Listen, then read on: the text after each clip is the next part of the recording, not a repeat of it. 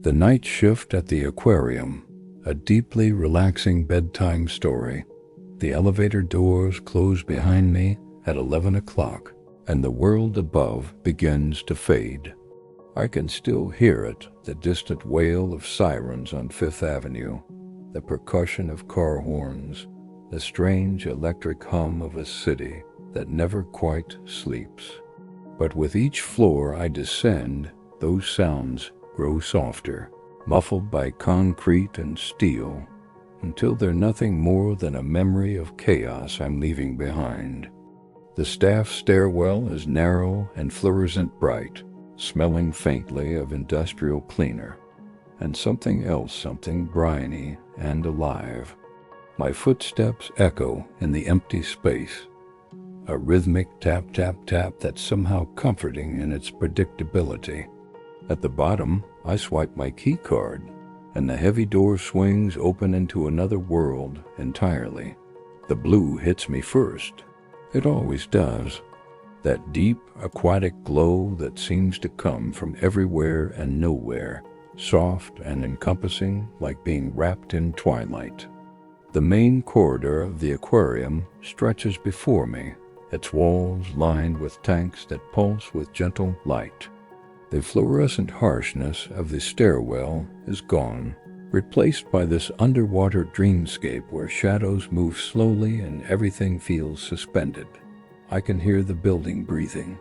That's what I call it anyway, the low, steady hum of the massive filtration systems that run through the walls and floors, pumping thousands of gallons of water through their cycles. It's a sound you feel as much as hear, a subsonic rumble that vibrates in your chest like a second heartbeat. Beneath that, there's the softer sound of aerators, a constant gentle bubbling that's everywhere and nowhere, like standing near a stream. This is why I took this job. Up there, in the daylight world, my thoughts move too fast. They ricochet around my skull like those cars bouncing off each other in traffic, honking and urgent and going nowhere. My therapist calls it anxiety. I call it the weight. Some days it feels like I'm carrying stones in my pockets, in my chest, behind my eyes. Everything is heavy and sharp and too much. But down here, 3 floors below the street, in this blue quiet down here, I can breathe. I make my way to the equipment room, my sneakers squeaking slightly on the polished concrete floor. The sound echoes down the empty corridor, bouncing off the tanks where sleeping fish hover in the gentle current. A school of silver pompano drifts past in one of the wall tanks, moving in perfect synchronization, their scales catching the light like coins tumbling through water. The equipment room is exactly as I left it yesterday, cleaning cart in the corner, mop bucket hanging on its hook, rows of spray bottles organized by chemical type. There's something deeply satisfying about a space that doesn't change, where everything has its place and stays there. I change into my work uniform, the navy blue polo with aquarium staff embroidered on the pocket, and pull on the rubber-soled boots that are mandatory around all the wet areas. The supplies go into the cart with the same ritual I've performed 200 times. All-purpose cleaner, glass cleaner, microfiber cloths, the squeegee with the telescoping handle, a stack of clean towels. The cart has a squeaky left wheel that I've been meaning to oil for weeks but never do. It's become part of the nighttime soundtrack now, that rhythmic squeak squeak as I roll from gallery to gallery. Before I start my rounds, I check the logbook, a massive 3-ring binder where the day shift leaves notes about anything unusual. Today's entries are blissfully mundane. Replaced filter cartridge in tank 7, fed sea otters at 2 p.m., normal appetite, jellyfish delivery scheduled for Thursday. I add my own entry, night shift, November 14th, Marina Rodriguez, 11 p.m. to 7 a.m., and close the book.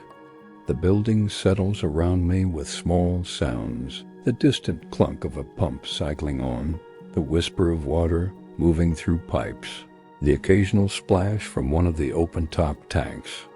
Somewhere in the penguin exhibit, I hear a single bark, probably Kevin, who's always been a bit of an insomniac. The aquarium at night is not silent exactly. It's more like it speaks a different language, one that doesn't require words. I wheel my cart toward the tropical reef gallery, the first stop on my nightly route. The corridor opens into a vast, dimly lit space dominated by a wall-sized tank that holds 30,000 gallons of meticulously maintained coral reef ecosystem. During the day, this gallery is packed with visitors pressing their faces against the glass, children shrieking with delight, tour guides delivering their memorized speeches about marine biodiversity. Now the only audience is me. The reef is sleeping. That's not quite accurate. Coral reefs never truly sleep. They just shift into a different mode when darkness falls. But the effect is the same. The parrotfish have tucked themselves into crevices in the coral, wrapping themselves in cocoons of their own mucus for protection. The clownfish have nestled deep into their anemone homes, only their orange faces visible among the waving tentacles. Even the normally hyperactive damselfish are still, hovering motionless in the water column like tiny suspended ornaments. I spray the viewing glass and begin the long process of cleaning it with the squeegee. This is the part of the job that people probably imagine as boring, dragging a rubber blade across glass in long, overlapping strokes, working methodically from top to bottom. But there's a meditation in it, a rhythm that empties my mind of everything except the simple task at hand. Spray, squeegee, wipe. Spray, squeegee, wipe. The sound of the blade against glass is a steady squeak that punctuates the bubbling of the aerators. As I work, a lionfish drifts into view, its elaborate fins spreading like a Victorian fan.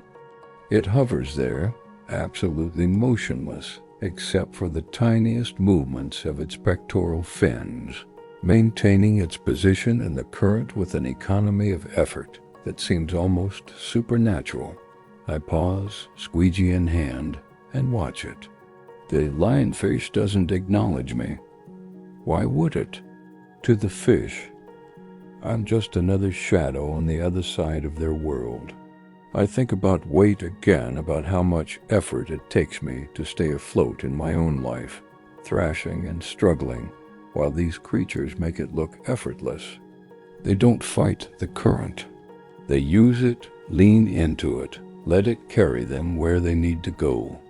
The lionfish tilts slightly, adjusts a fin, and glides away into the coral forest without a sound. My breathing has slowed.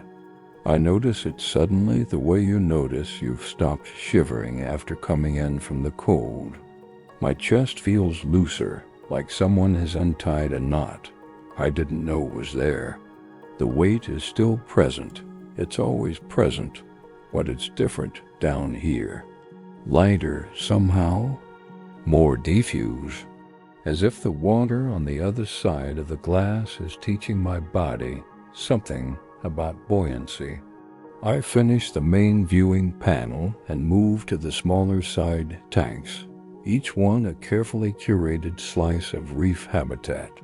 There's the anemone tank with its garden of swaying tentacles, the seahorse tank where delicate creatures cling to artificial coral with their prehensile tails, the shrimp tank where tiny cleaners scuttle across rocks like hyperactive housekeepers.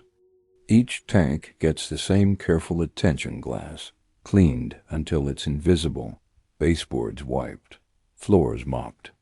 By the time I finish the tropical reef gallery, it's nearly midnight. The building's heartbeat continues its steady rhythm, and I feel myself sinking to it, my own pulse slowing to match the mechanical calm.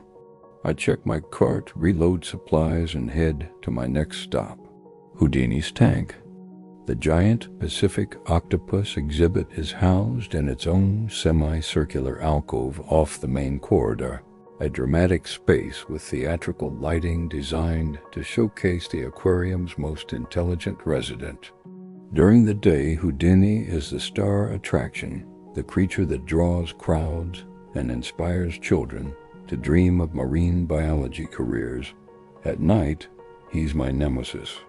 I round the corner and stop, hands on my hips, staring at the tank. You've got to be kidding me. Every single rock in Houdini's enclosure has been moved. The carefully arranged pile of boulders that provide his hiding spaces has been completely rearranged into what can only be described as a monument to chaos. The PVC pipes we put in for enrichment, supposed to be scattered across the sand, have been stacked in a pyramid in the far corner.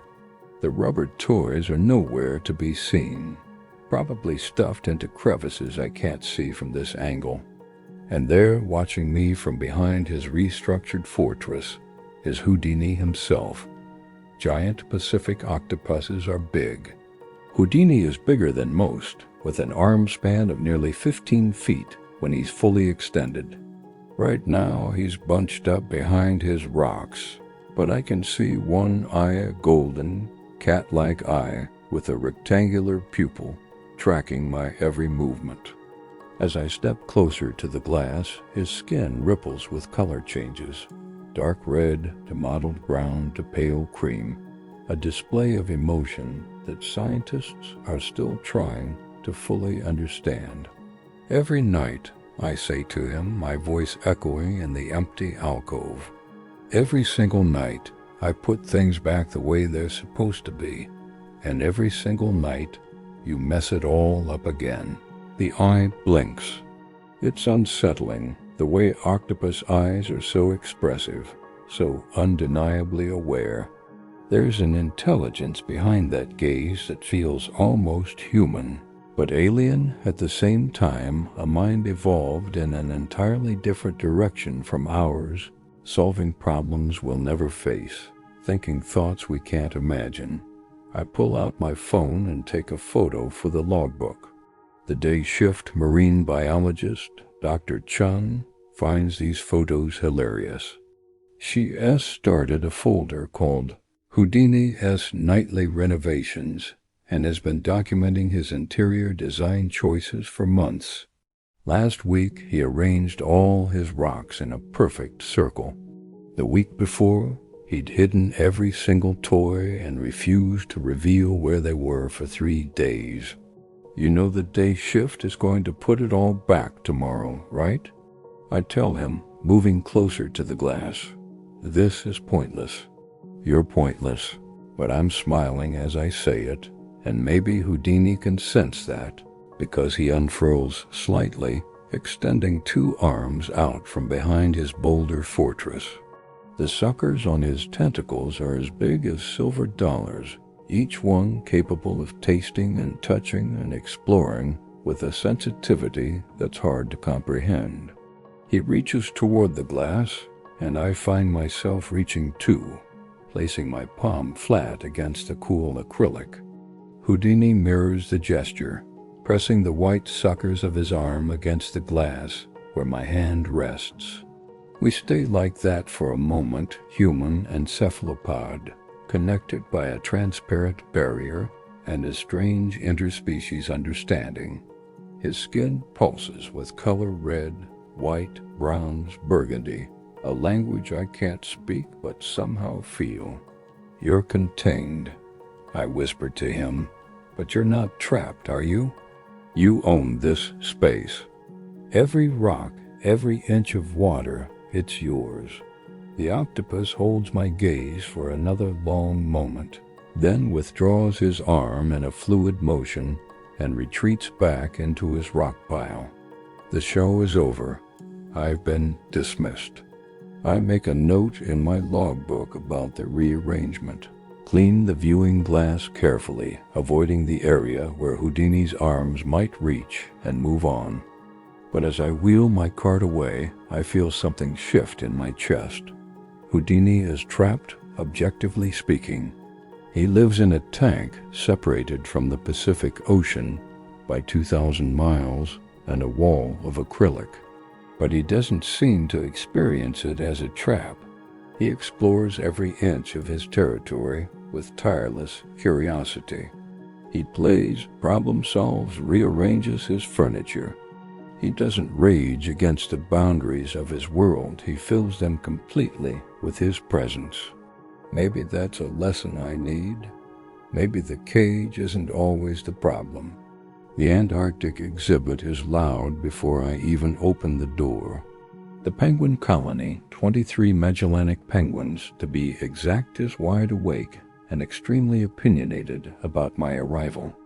The room is kept at a crisp 45 degrees Fahrenheit, and the temperature drop hits me immediately as I push through the double doors with my cart. My breath fogs in the air. The space is designed to mimic the rocky coastline of South America, complete with artificial boulders, a deep pool for swimming, and a simulated sky that cycles through seasonal light patterns. Right now, that sky is set to austral night, a deep blue-black dotted with unfamiliar southern constellations. The penguins don't care. They're gathered on their favorite rocks in various states of alertness, some sleeping, standing up, some preening their feathers, and several, including my regular observer, whom I named the inspector, watching me with what can only be described as judgmental interest. Penguins, I've learned, have no concept of personal space or subtlety. As I begin mopping the visitor viewing area outside the habitat, the inspector waddles right up to the glass and stares, just stares. His head tilts. His flippers remain primly at his sides. He looks like a tiny tax auditor who's found a discrepancy in my returns. Is there a problem? I ask him. He does not respond, but two more penguins join him at the glass, forming a small tribunal of tuxedoed judgment. They watch every swipe of my mop with intense focus, occasionally turning to look at each other, then back at me, as if conferring about my technique. I'm doing a good job, I inform them. This floor is going to be spotless. One of them, a smaller female named Pebble, makes a donkey-like braying sound that echoes off the artificial rocks. Several other penguins respond from deeper in the habitat, and suddenly the whole room is filled with honking, braying penguin conversation. It's absurd and hilarious, and somehow exactly what I need. Up in the world above, I'm constantly worried about being watched, being judged, being found lacking. My boss evaluating my work. My mother asking why I'm not using my degree. The strangers on the subway whose eyes feel like weights. Every gaze feels like an assessment I'm failing. But these penguins, they're definitely judging me. There's no question about that. The inspector is literally standing there with his flippers behind his back, like a disappointed school teacher. And yet I don't feel that familiar twist of anxiety in my stomach. Maybe it's because they're 2 feet tall and smell like fish. Maybe it's because their criticism comes with an adorable waddle. Or maybe it's because their judgment is so absurdly transparent, so uncomplicated, that it can't possibly hurt. I finish mopping, dry the floors, and clean the viewing glass, while my penguin audience slowly loses interest and disperses back to their evening activities. The inspector remains at his post the longest, giving me one final appraising look before waddling away with great dignity to rejoin his colony. As I close the door behind me, returning to the relative warmth of the main corridor, I realize I'm still smiling. The knot in my chest has loosened another notch. The weight hasn't disappeared, it never does, but it's distributed differently now, spread out across my shoulders instead of pressing down on my sternum like a stone. The jellyfish gallery is where I always linger longest. The room is nearly dark, lit only by the tanks themselves, which glow with an ethereal bioluminescence that seems to come from another dimension. Cylindrical tanks line the walls, each one a vertical column of dark water backlit by slowly cycling LEDs, blue, purple, green, deep ocean black. Inside the columns, jellyfish pulse. Moon jellies, translucent and delicate, bloom and contract like breathing parachutes. Pacific sea nettles trail their long, ribbon-like tentacles behind them as they drift upward and sink back down in an endless, mesmerizing cycle. And in the darkest tanks, the comb jellies shimmer with rainbow bioluminescence, their cilia catching the light and refracting it into moving spectrums of color. There are no fish here, no rocks or coral or substrate, just jellies and water and light. It's the purest form of the aquarium's magic, the most concentrated dose of weightlessness the building offers. I clean the glass on the first few tanks quickly, trying to stay focused on my job. But by the time I reach the moon jelly cylinder, I find myself slowing down, my movements becoming less efficient, more observational. The squeegee hangs forgotten in my hand as I watch a particularly large moon jelly pulse its way toward the surface of the tank. The motion is hypnotic, a slow, deliberate contraction of the bell, a graceful expansion, another contraction.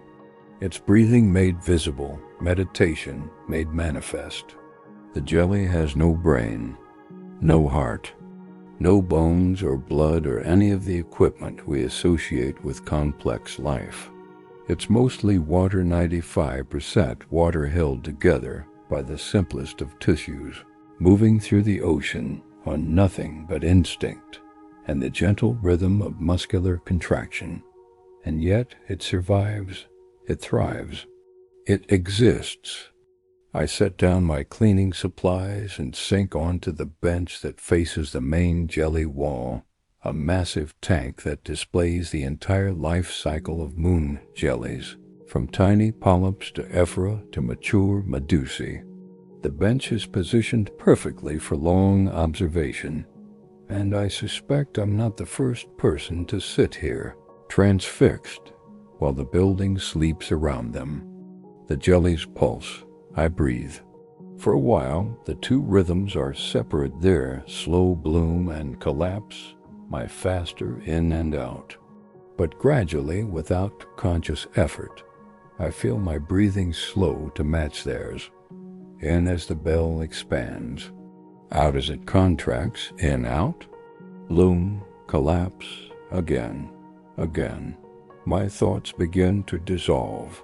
That's the only way I can describe it. All day long, my mind is a traffic jam of worries. Did I say the wrong thing in that email? Why did that person look at me like that? What if I'm wasting my life? What if I'm broken? What if? The thoughts pile up and crash into each other and create gridlock in my skull, a constant noise that I can never quite escape. But here, watching the jellies pulse in their dark water, the thoughts start to drift apart. They lose their edges, their urgency. A worry floats up, what if I can't pay rent next month? And instead of grabbing onto it, I let it drift past like a jelly on a current. Another one surfaces, Mom's disappointed voice on the phone, and that one drifts past too, dissolving into the darkness. The jellies don't solve anything. They don't have advice or strategies or 5-step plans. They just are. They pulse and drift and exist, unburdened by the concept of purpose or productivity or becoming something other than what they are. No brain, no heart, no anxiety. Just water and instinct and the ancient, simple rhythm of survival. Maybe peace isn't about solving everything. Maybe it's not about finally getting my life together or becoming the person I thought I'd be by now. Maybe peace is just this allowing myself to float, to pulse, to exist without constantly trying to be more, better, different. I sit there for longer than I should, longer than the cleaning schedule allows. The comb jellies in the far tank cycle through their rainbow colors: pink, gold, green, blue. The sea nettles trail their tentacles like silk scarves in slow motion. And I breathe, matching my rhythm to theirs, feeling the weight in my chest loosen and spread and thin out until it's less like carrying stones and more like being held by water. Eventually, I stand up. My cart is waiting. There are still 4 galleries to clean, and I'm behind schedule. But I feel different, hollowed out in a good way, like a bell that's been rung and is still resonating with the note. I clean the remaining jelly tanks with care, taking my time with the glass to avoid disturbing the delicate creatures on the other side. As I work, I notice my reflection in the acrylic, ghostly and translucent, overlapping with the jellies.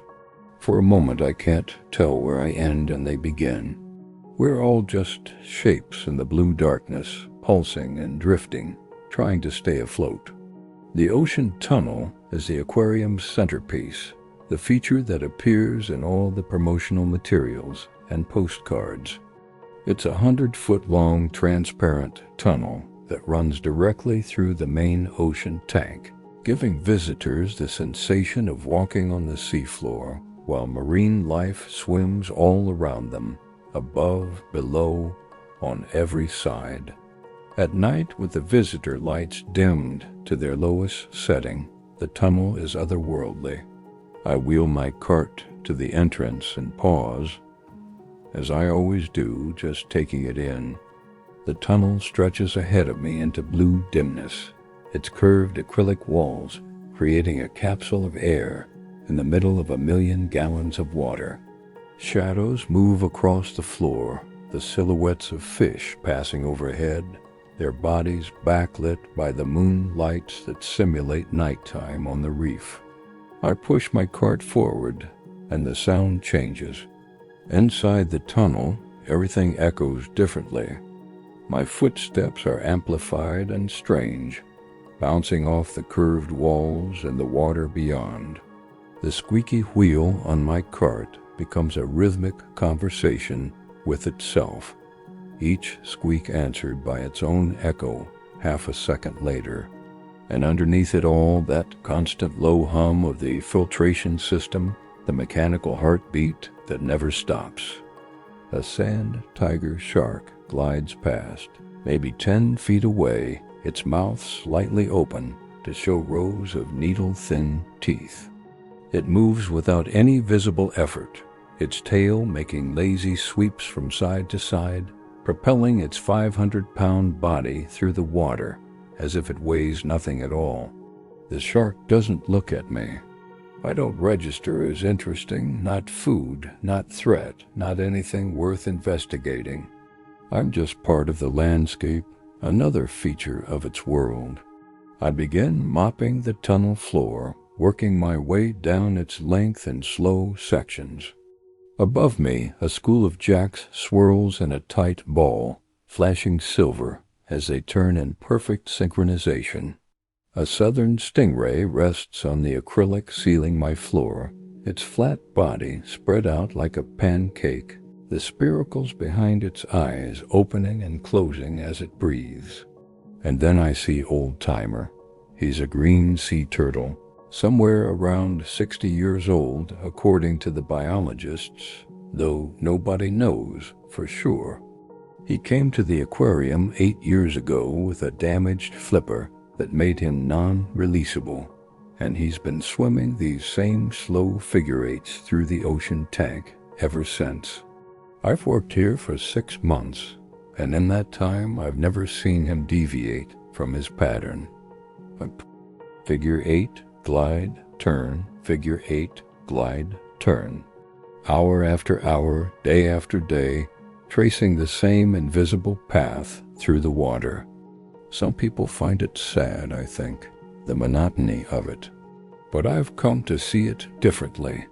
Old Timer swims into view from the far end of the tunnel, his body angled downward in a shallow dive. His front flippers move in slow, synchronized strokes down, back, glide, down, back, glide. His shell is covered in algae and small hitchhiking barnacles, a mobile ecosystem that he carries with him everywhere he goes. One of his eyes tracks toward me as he passes overhead, just a flicker of acknowledgement, and then he's past, continuing his eternal loop. I stop mopping and just watch him go. His back flippers trail behind him, steering without effort. His ancient, wrinkled head bobs gently with each stroke. He doesn't rush. He doesn't seem bored or frustrated or trapped. He just swims his pattern with a kind of patient grace that makes my chest ache. I think about my therapist asking me, session after session, "What do you want, Marina? What would make you happy?" And I never have a good answer, because the truth is, I don't know. I just know that the weight is heavy, and the world is loud, and I am tired of feeling like I'm drowning on dry land. But Old Timer, he's not asking those questions. He's not striving toward some imagined future version of himself. He's just here, now, swimming his pattern in this water, in this moment. And somehow, impossibly, that seems like enough. The weight in my chest shifts again. It's still there. I think it will always be there, in some form. But watching Old Timer complete his figure 8 and start another one, I feel something that might be acceptance. Not resignation, exactly. More like a recognition that some things can't be fixed, only carried. And maybe the secret is learning to carry them like water instead of stone. I finish mopping the tunnel slowly, stopping several times to watch the life moving around me. A school of pompano rushes past in a silver blur. A Goliath grouper hovers near the bottom, its massive mouth opening and closing with the slow rhythm of its breathing. Everywhere I look, there's motion, but it's not frantic or purposeful or driven by ambition. It's just the movement of living things doing what living things do, existing, swimming, breathing, being. By the time I reach the end of the tunnel, I feel hollowed out again, but in the best possible way. Like I've left some of the weight behind, dissolved into the blue water, carried away on a current I can't see but can feel all around me. The deep sea exhibit is the aquarium's newest addition, a darkened gallery designed to showcase creatures from the ocean's abyssal zones. The tanks here are small, the lighting minimal, the whole space kept deliberately cold and quiet to mimic the crushing, silent depths these animals call home. I push through the heavy curtain that separates the exhibit from the main corridor, and the darkness swallows me. My eyes take a moment to adjust. When they do, I see the tanks lining the walls, each one a small window into the deep anglerfish with their bioluminescent lures, vampire squid with their webbed arms, colonies of tube worms clustered around simulated hydrothermal vents. The soundscape here is different. The hum of the filtration system drops to a deeper register, almost subsonic, a vibration you feel in your bones more than hear with your ears. The bubbling of aerators is gone, replaced by something that sounds almost like wind, the subtle movement of water through carefully designed current generators. I turn on my flashlight, a small beam in the vast darkness, and begin my cleaning rounds. The floors here are black, designed to disappear in the low light, and I have to move carefully to avoid the various tanks and display panels. In the anglerfish tank, a female dangles her glowing lure in the darkness, the only point of light in the entire enclosure. The lure bobs gently, mimicking the movement of prey. Though there's nothing to hunt here, the fish is fed on a carefully controlled schedule, its needs anticipated and met without any effort on its part. But still it dangles the lure, following instincts hundreds of millions of years old, performing the ancient dance of predator and prey in miniature. I watch the lure bob for a moment, then move to the vampire squid display. The creature inside is no bigger than my hand, its body a deep maroon color that's almost black in the dim light.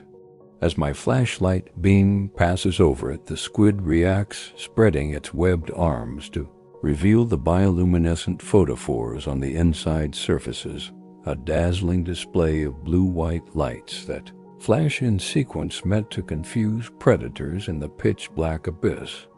These creatures live in a world of absolute darkness, crushing pressure, and near-freezing temperatures.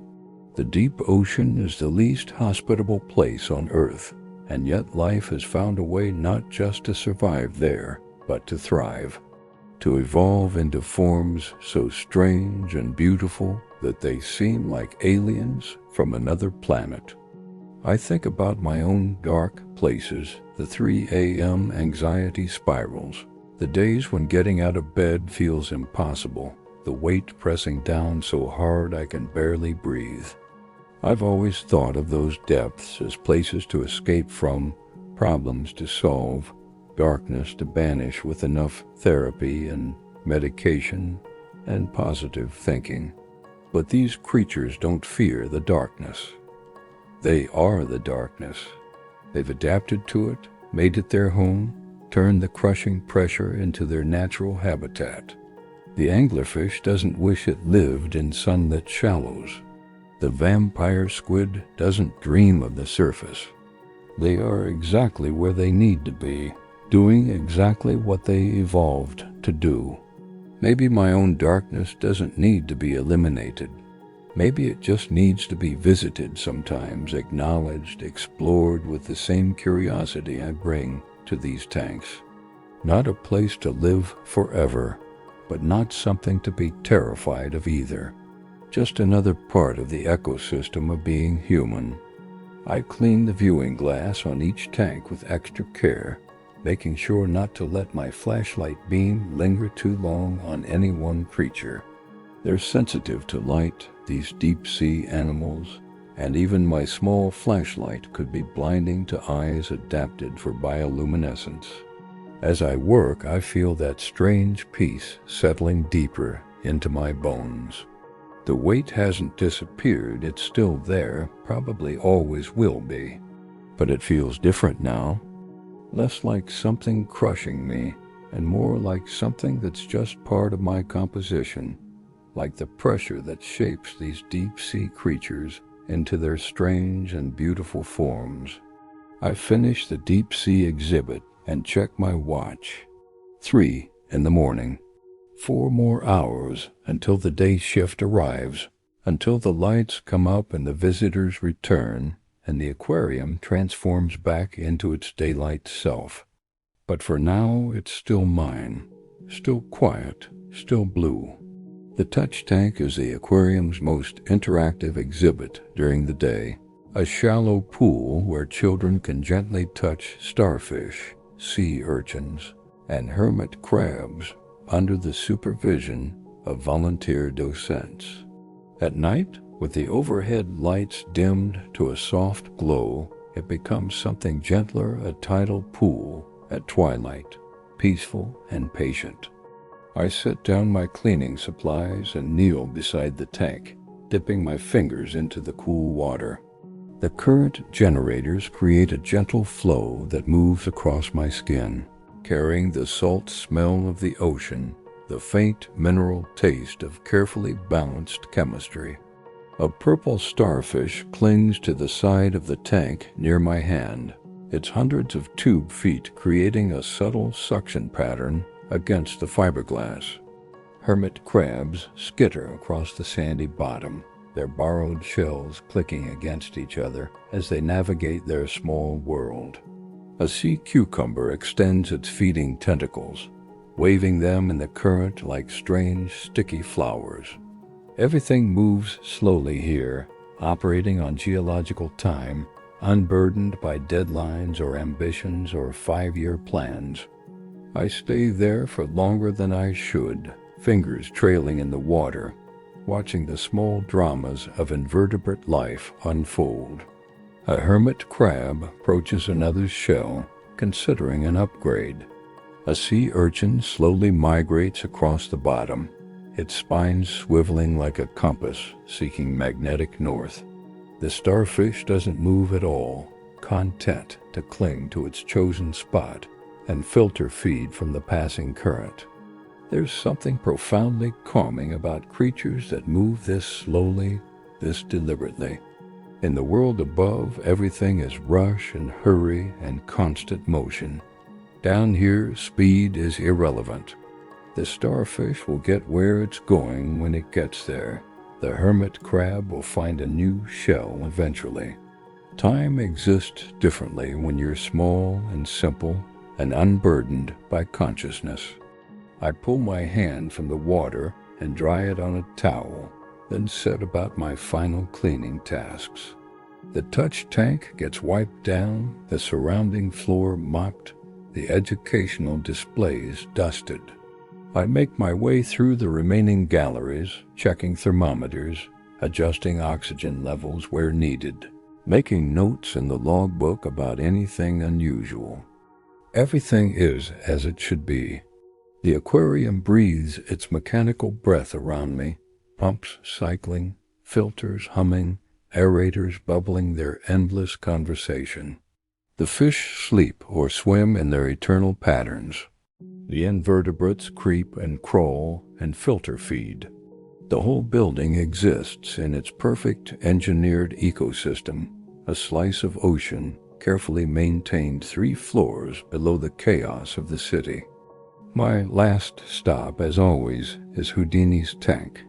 The giant Pacific octopus is awake, hovering in the middle of his enclosure with his arms spread slightly, looking for all the world like he's been waiting for me. When I approach the glass, he changes color deep red, rippling across his mantle, then fading to mottled brown, then warming to burgundy. It's a display, though I'm not sure what he's trying to communicate. Excitement? Curiosity? Octopus smugness about his architectural achievements? I see you've rearranged again, I tell him, noting that the rock pile has been restructured yet again, this time into something that looks vaguely like a throne. Very regal. Very you. One golden eye tracks my movement as I pull a small container from my pocket. A single raw shrimp saved from the feeding supply room. It's not technically allowed, this extra snack I bring him, but nobody's here to stop me, and I figure Houdini has earned it with his nightly entertainment. I drop the shrimp into the feeding tube at the top of the tank, and Houdini moves a sudden blur of arms and body that's startling after so much stillness. He snatches the shrimp mid-water, brings it to his beak with 3 coordinated arms, and returns to his rock throne to examine his prize. The 4th arm reaches toward the glass where I'm standing, as if in thanks or acknowledgement, or maybe just because he knows I like it when he does that. You're welcome, I say softly.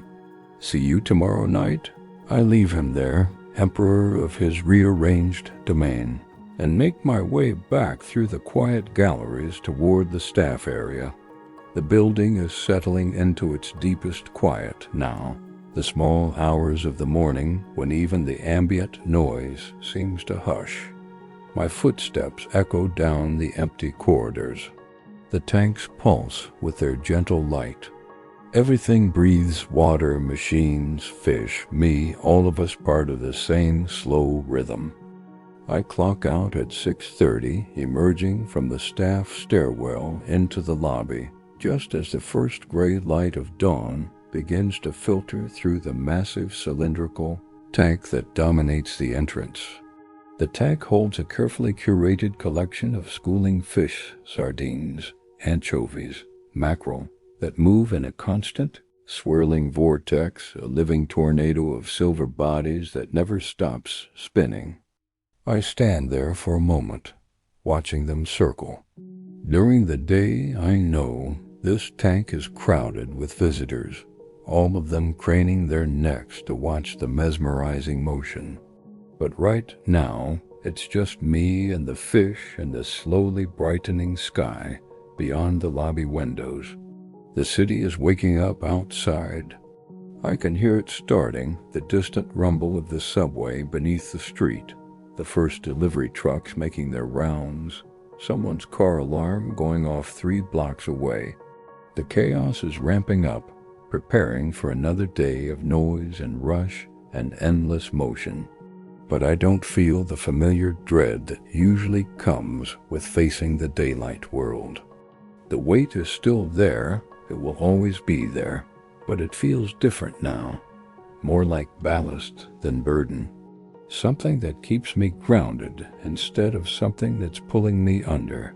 I think about Old Timer swimming his eternal figure 8, about the jellies pulsing without purpose or plan, about Houdini making art out of his limitations, about the deep-sea creatures thriving in their darkness, all of them just existing, just being, without the constant need to become something else.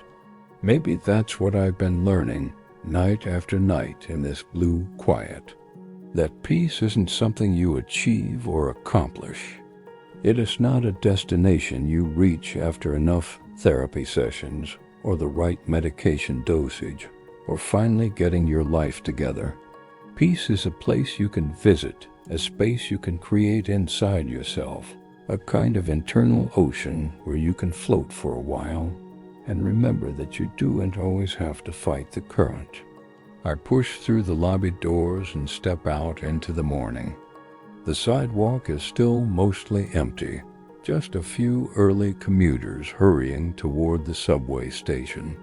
The air is cold and sharp, carrying the smell of coffee and car exhaust, and that indefinable city scent that's everywhere and nowhere. I should be exhausted after 8 hours of work, but I feel strangely energized, hollowed out and clean in a way that's hard to describe. I start walking toward my apartment, my footsteps joining the rhythm of the waking city. A truck rumbles past. A dog barks from a third-floor window. Someone's radio plays merengue music from an opening bodega. The city is loud and chaotic and overwhelming, just like it always is. But today, I carry something else with it, the memory of the blue quiet, the jelly's pulse, the turtle's patient circuit, the deep hum that lives underneath everything. The world feels heavy. It probably always will. But I know now that there's a place I can return to, a quiet, deep place inside myself where I can float and breathe and remember how to be weightless. It's not about escaping the pressure, it's about learning to exist within it, the way Houdini exists in his tank, the way the anglerfish exists in the crushing dark of the abyss. I turn the corner toward home, and the morning light catches the windows of the surrounding buildings, turning them gold. Somewhere behind me, 3 floors below the street, the aquarium continues its quiet workfish, swimming their patterns, filters humming their song, jellyfish pulsing in the dark, all of it breathing together, a small contained ocean in the heart of the city. And in 7 hours I'll descend those stairs again, leave the noise behind, and return to that blue quiet where I'm learning, night by night, how to carry my weight like water instead of stone. If this story resonated with you, If you found some peace in these quiet depths, please consider showing your support with a like. Subscribe to Deep Sleep Stories Hub for more restful journeys into the gentle spaces where we remember how to breathe. Until tomorrow night, may your own waters be calm, and may you find your way to that weightless place inside yourself where everything finally can float.